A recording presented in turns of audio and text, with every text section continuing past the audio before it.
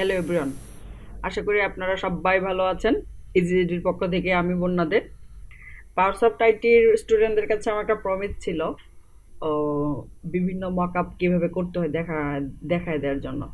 তো প্রথমে আমি সরি যে ওদেরকে সঠিক সময় আমি দেখাইতে পারি নাই, তবুও এখন যদি কাজে লাগে তাহলে দেখেন, আর অন্যদেরও হয়তো বা কাজে লাগতে পারে। আজকে আমরা বিজনেস কার্ড কিভাবে মকআপ করব সেটা তাহলে দেখে নিই। বিজনেস কার্ড মকআপ করতে হলে আমাদেরকে প্রথমে যেটা জানি সেটা হচ্ছে যে বিজনেস কার্ডে কি লাগবে, দুইটা পার্ট লাগবে। এটা একটা পার্টও থাকতে পারে, এটা আমার ক্লায়েন্টের রিকোয়ারমেন্ট অনুযায়ী আমি পার্ট করব, ফ্রন্ট পার্ট আর ব্যাক পার্ট। ঠিক আছে, তো ধরেন আমার এটা করা আছে, ফ্রন্ট পার্ট আর ব্যাক পার্ট করা আছে অলরেডি। তো এটা মকআপ করব আমরা জেপিজিতে, আউটপুটটা নিয়ে নিলাম। জেপিজি নেওয়ার পরে মকআপটা খুলবো। ধরো এটা আমার মকআপ, ওপেন করতেছি। ফটোশপটা একটু সময় লাগে, আচ্ছা যাই হোক। তো এই যে মকআপটা ওপেন হওয়ার পরে আমাদের দুইটা এই অপশন থাকে। এই দুইটা অপশন না, এটা বিজনেস কার্ডের জন্য দুইটা অপশন, মানে ব্যাক পার্ট আর ফ্রন্ট পার্ট। এটা দেখে তো বুঝতে পারতেছে এটা হচ্ছে ফ্রন্ট পার্ট আর এটা হচ্ছে ব্যাক পার্ট। তো এই জায়গায় সব থেকে একটা জিনিস খুঁজে বের করতে হবে, স্মার্ট অবজেক্ট।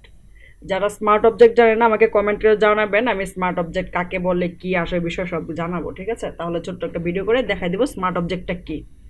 তো স্মার্ট অবজেক্ট এই যে দেখেন, আমি এটা থাম্বনেইলে নেই, দেখি তার নামটা লেখা আসে কিনা।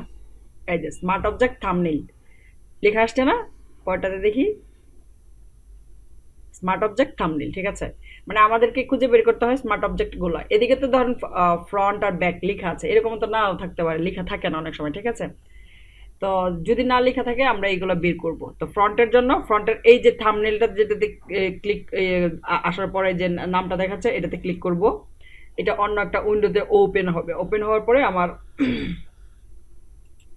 ফ্রন্ট পার্টটা নিয়ে আসি। ফ্রন্ট পার্টটাতে যেহেতু কাজ করতেছি,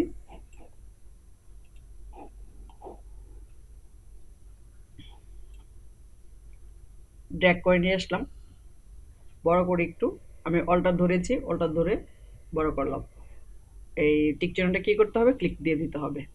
একটা দেখেন আপনার নিজের নিচের যে কাটটা, এটা রাউন্ড না, এই জন্য এটাকে আমি ক্লিপিং মাস্ক করব। যারা ক্লিপিং মাস্ক পারেন না আমাকে জানাই, বলবেন, আমি বলে দিব। ক্লিপিং মাস্ক করার পরে control S, control S for save, control S for save. এখন আমি আমার ওই কাটটাতে আবার ফেরত যাব। এই যে বসে গেছে। তাহলে ঠিক এই একইভাবে আমি ব্যাক পার্টটা, এই যে ব্যাক, ডাবল ক্লিক করলাম। এখন আমি আমার ইয়েটা নিয়ে আসি,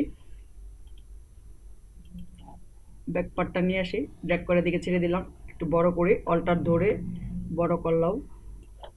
এটাতে ওকে দিলাম, ক্লিপিং মাস্ক করলাম। এটা ক্লিপিং মাস্ক সব জায়গায় করতে হবে না, যেহেতু এটা রাউন্ড আছে এই জন্য আমি ক্লিপিং মাস্ক করেছি। ঠিক আছে, কন্ট্রোল এস ফর সেভ। এই যে ঠিক আছে, এখন আমরা কন্ট্রোল অল্টার এস দিয়ে, control alt shift, shift control alt S দিয়ে কি করব, সেভ করে নেব।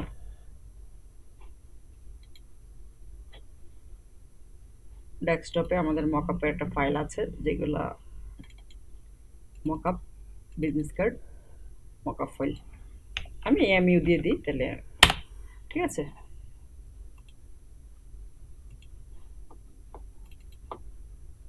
এই যে মকআপ হয়ে গেল। ঠিক আছে, এছাড়াও এখনও যদি কোনো সমস্যা থাকে আমাকে জানাবেন, আমি দেখাই দিব কিভাবে আমরা ওই মকআপটা করব। ঠিক আছে, তাহলে ইয়ে বুঝতে সমস্যা হইলে, যেমন ধরেন ক্লিপিং মাস্ক, তারপর হচ্ছে ইয়ে নাম কি, আর হচ্ছে স্মার্ট অবজেক্ট, এগুলো যদি বুঝতে সমস্যা হয় আমাকে জানাবেন, আমি ভিডিও করে সহজ করে দিয়ে দিব, সমস্যা নেই।